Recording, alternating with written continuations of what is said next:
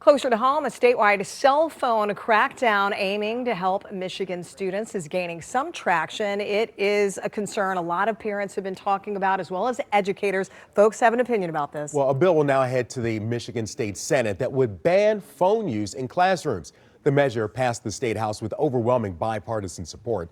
This morning, 7 News Detroit reporter Brittany Toulis joins us live from the newsroom with more on this ban. And you're raising the voices of a local superintendent and parents. How are they feeling about this idea, Brittany?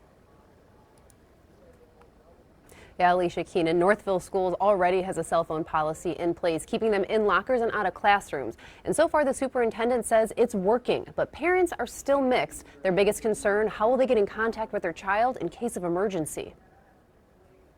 Gun violence in our nation is, in my opinion, an epidemic. And I can absolutely empathize with parents who want to be able to be in contact with their kids. The issue is doing so while they're in classrooms can sometimes be distracting and difficult. I'm 50-50 with it. I on one hand, it's good for the kids to be aware and be attentive during class. And on another hand, it's not really fair for us parents. I think disallowing smartphones is probably a good idea. Keeping distraction out is the reason Northville schools haven't allowed cell phones in classrooms for the last 2 years. House Bill 4141 is looking to do the same for all Michigan schools in grades kindergarten through 12th grade.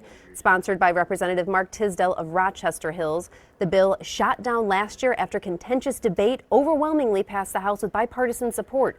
If passed, it'll go into effect for the 2026-27 school year, and it'll be up to the districts to decide how to enforce the law. The current policy in Northville, students through 8th grade have to leave cell phones in lockers. High schoolers can have them, but phones have to stay in pockets during class and while in hallways. It's much more pragmatic in the sense that it teaches kids natural consequences, responsibility. And there are all sorts of strategies for managing that. I have a number of toolkits that I've already distributed, but just guidance on design, implementation, and enforcement. And the latest Kids Count data has Michigan ranking 44th in the nation in education, and that's down from 41st the previous year. Now, while this bill has passed the state house, it still has to pass the state senate and be signed by Governor Whitmer. And Keenan, Alicia, that could happen as soon as February. We'll be tracking this, but for now, live in the newsroom, I'm Brittany Toulis for 7 News Detroit this morning. Wow, 44th in education. That's an eye-opener. Thank you, Brittany. Well, cell phone bans are a hot topic with parents, teachers, and of course students. And this morning, I've been diving deeper into the policies in other states. Now, according to ABC News, 20 states plus D.C. and the Virgin Islands have complete bans on cell phone and tablet use for the entire school day. 16 states plus Puerto Rico have some sort of partial ban.